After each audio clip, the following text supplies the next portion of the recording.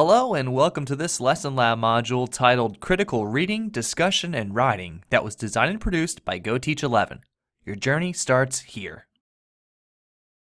In this module, you'll be able to identify a process for critical reading and create a critical reading task that leads to discussion and writing. This rubric details how you'll show your learning. During a 15-minute mini-lesson, you'll center the learning around a text or a set of text. In the early portion of the mini-lesson, you'll build students' background knowledge by previewing the vocabulary. Also before reading, you'll set a purpose for reading the text by selecting look-fors. Then, you'll encourage students to highlight or annotate information that is related to the purpose that you set. Finally, you'll transition to discussion and writing.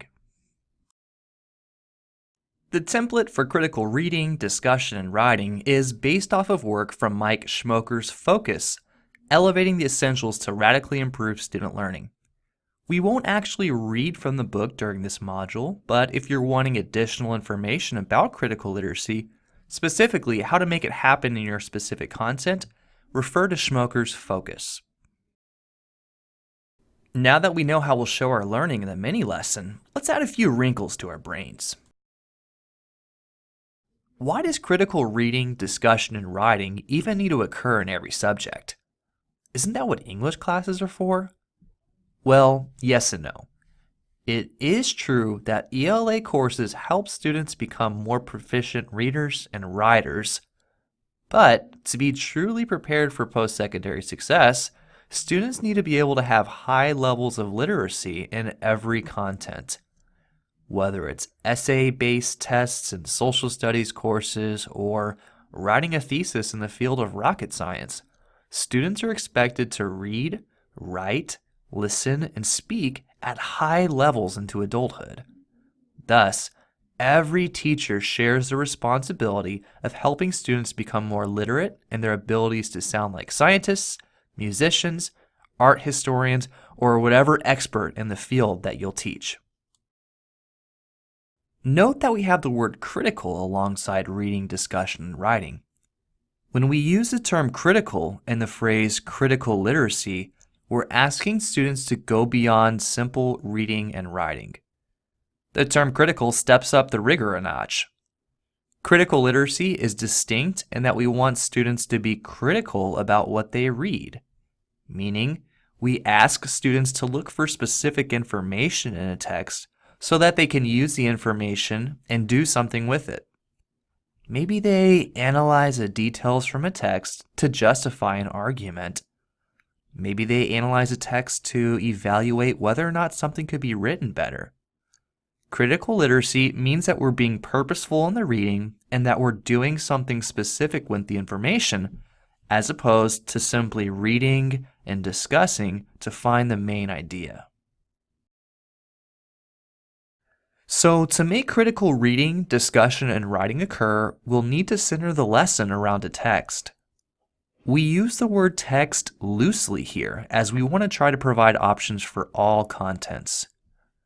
News articles, short stories, poems, short biographies, story math problems, infographics, works of art, musical performance, and even videos could be used to center critical reading, discussion, and writing around. For the purposes of the mini-lesson, choose a text that you would likely encounter in your content. In general, we should reserve music and video as text for fine arts and physical education teachers. After you discuss the objective for the day and set a bit of context for the learning, the first step in the critical literacy process is to pre-teach vocabulary words that are found in the text. To do this, think about what your students' background knowledge is and think about their prior learning in your class. Preview the text and consider which words are central to the overall meaning that you should clarify to help them understand the main idea of the text. Then, pre-teach a few terms or phrases that facilitate comprehension. The next module, Tailor Your Teaching, will provide a few options for word instruction, but some guidelines are to go beyond copying definitions, as this is not a proven practice. Think about supporting the vocabulary with images, analyze word parts, or even connect gestures or movement to the words if there are opportunities to do so.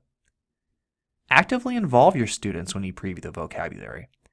You shouldn't preview too many words, anywhere from 2 to 5, as we don't want the vocabulary to be the primary focus of the mini lesson. Next is arguably the most important part of the critical reading process, and that is establishing a purpose for the reading.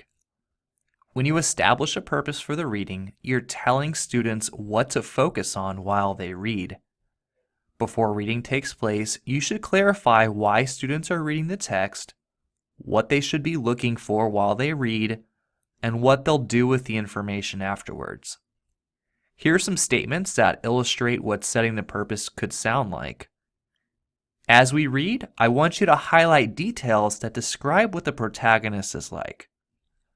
As we read, I want you to underline how the invasive species affected other forms of life. As you read the problem this time, I want you to identify what operations must be performed. As we watch the performance, I want you to listen for when you hear more than one layer of singing. Write the time when you hear the multiple layers.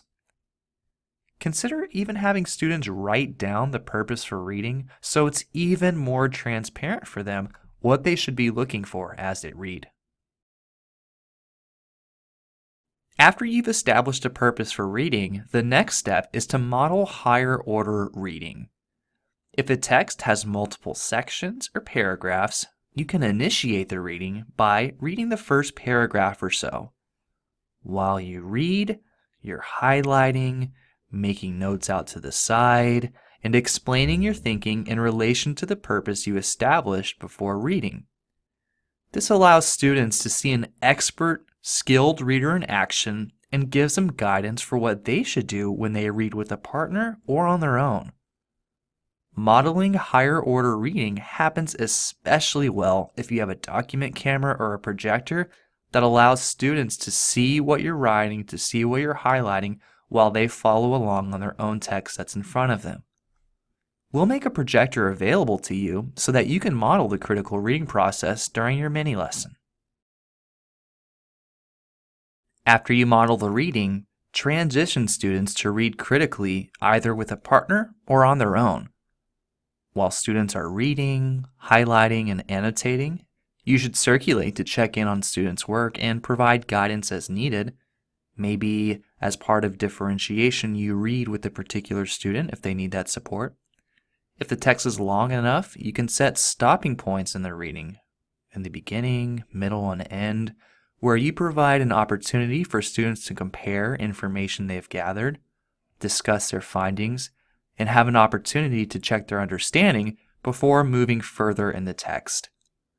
Setting stopping points in the text works really well alongside gradual release and allows for a transition from I do, we do, you do during the reading process. During a stopping point in the reading or following the reading, open up the class for discussion where students can share their findings. This can happen whole group, small group, or even pairs. The big idea is that their discussions go beyond what the text was about. Their discussions should provide opportunities for them to share the details and evidence that they gathered from the text. Schmoker states on page 84 of Focus that people truly do enjoy sharing what they've learned from close reading. This slide contains a few whole group discussion options. What are the pros and cons of genetic engineering? Should we allow robots to order and prepare our food in restaurants? Was Manifest Destiny good or bad? Having students debate and discuss is a great way for them to not only show their learning, but provides an opportunity to hear others' perspectives. Schmoker asks us to remind students to cite their information, to stay on point, be concise, and to work on establishing appropriate discussion norms like treating each other with respect and avoiding slang or informal communication. The final component of the mini lesson is critical writing. This is when students synthesize the information they've gathered from reading and discussions to write in relation to the purpose you established before reading, or in relation to an essential question that the unit of learning is centered around. Again, you'll need to encourage students to include information in the writing that they gathered from reading and discussion. You may need to set success criteria such as, I want you to write a paragraph, I want you to write 3 sentences, I want you to include 2 pieces of evidence that support your claim. Success criteria you establish will help strengthen students' critical writing. The 3 phases of critical reading, discussion, and writing ultimately lead to deeper understanding of the content. Critical literacy tasks are generally best sequenced after students have basic understanding of simple terms so they can build off of that learning and make deeper connections. We've shared a process for critical reading, discussion, and writing. Please feel free to transition to each of these in any order. Maybe you have students discuss before reading and again after reading. Maybe students write before discussion. The most important thing is that their discussions and their writing is based from details and evidence from the text. Critical literacy means that students do not do these steps in isolation, but that each builds on the other. What students read and annotate, then they need to write about. Furthermore, they need to speak, whether it's formal or informal, about what they've read and written. These skills work together to expand and show students critical thinking. Let's take a moment to see an example of what critical literacy might look like in a math class and also a fine arts course. Story problems are a perfect example of the reading students do in a math class. They're just as much of reading problems as they are math problems. In math class, it's pretty standard practice to read word problems several times, and as a math teacher, you could set a purpose for each of the drafts of reading. For example, the first time students read, you could say, I want you to read to get the gist of the scenario. Then you could follow up with a discussion where students retell the story in their own words with a partner. Then have students read it a second time and you establish a purpose of having them represent the actions of the problem in diagrams, words, and numbers. Following this reading, you could have another opportunity for discussion where different pairs of students share how they represented the problem, as the students may have different methods that lead to the same solution. You could finalize the discussions with a writing task where you ask students to justify their solution using precise language based on the context of the text. What to do in a music class might sound like this. Students, I'm going to ask you to read and annotate these song lyrics that I'm passing out to you. You'll eventually be talking to someone about what you notice, so make sure you underline ideas you think are very important or worth mentioning to someone else. While the students are reading, the teacher walks around and monitors as the students annotate. Next, students, now get with your shoulder partner and discuss what you underline and why. Compare your annotations with your partner. Be prepared to share a general statement about the conclusions you drew from your discussion together. Again, the teacher walks around and monitors as students discuss. Next, the teacher plays the actual song for the students, and what to do might sound something like this. Now that we've listened to the song, I want you to consider what you previously thought about and what you just heard. Write a response in which you analyze the words and the context of the music. For example, how did the tune of the music add to the song lyrics? How do the words and music work together? How did the music change what you previously thought about the lyrics? You have 10 minutes to write about any or all of these topics. Ready, go. Notice how the students read, spoke, and wrote. The order of the reading, speaking, and writing could be changed depending on the task as long as they're all complementary and completed together as a unit. Nice work! You've completed your learning for this module. The next few slides will provide a few tips so that you can be successful in the mini lesson. In the final lesson lab, you'll have 15 minutes instead of 10 so that students can have enough time to work through a text. During the mini lesson, you must build background knowledge by previewing vocabulary. You must set a purpose for the reading and/or select look-fors that guide students' reading. Students need to highlight and annotate during the reading. Finally, you should follow the reading with a discussion and a writing task. For that extra challenge, initiate the reading by modeling your thinking, highlighting, and annotating before students do so on their own. In addition, you could set success criteria for the critical writing that details what their writing should include. You might be wondering, where do I find text to center the lesson around? Well, this will be much easier when you have a class set of textbooks, although it should be stated that the information in textbooks might not always be culturally relevant, it might not be up to date, and you still may need to do your own search for related content. My favorite resource here is newsela.com, as it's updated with current events and even has sets of related text. Readworks.org and tweentribune.com are similar to NewsELA in that they offer the same article at different reading levels. In the next module, you'll learn that you can tailor your teaching by offering different levels of text to different students. The other sites listed here also have free text, but please feel free to conduct your own search, such as conducting a search for story math problems. This slide contains tips for how to align this module with the gradual release module. Refer to this chart here to help you plan your lesson. Generally, previewing the vocabulary and setting a purpose for reading happens in the I do portion of the lesson, but you can involve students in the process of previewing vocabulary, which would be more we do.